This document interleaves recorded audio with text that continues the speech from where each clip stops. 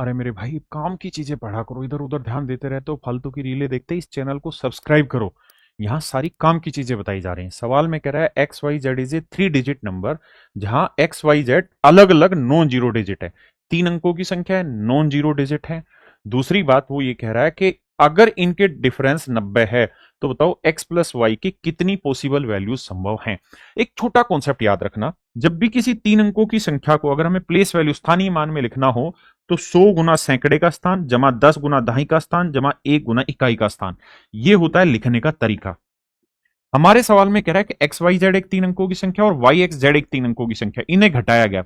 जब इसे place value में लिखेंगे तो 100x plus 10y plus Z, इसे लिखेंगे 100y plus 10x plus Z. तो जेड से जेड कट जाएगा क्योंकि बीच में माइनस का साइन है, और 90 कॉमन आ जाएगा मेरे दोस्तों, जो बचा हिस्सा है। तो x माइनस वाई बराबर 90 आया।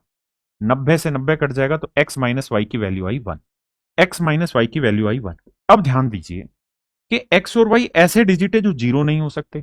तो क्या क्या वैल्यू पॉसिबल है कि डिफरेंस एक आ जाए? तो आप कहेंगे सर देखिए, 9 हो सकता है, 8 हो सकता है, 7 और ना सॉरी 8 और 7 हो सकता है, 7 और 6 हो सकता है, और ऐसे ही मेरे बच्चे चलते रहें तो 3 और 2 हो सकता है, 2 और 1 हो सकता है।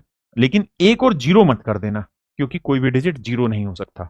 तो कुल मिला के कितनी वैल्यूज पॉसिबल होंगी मेरे बच्चे? तो 8 वैल्यूज पॉसिबल होंगी। कितनी वैल्यू पॉसिबल होंगी? 8 वैल्यूज पॉसिबल होंगी।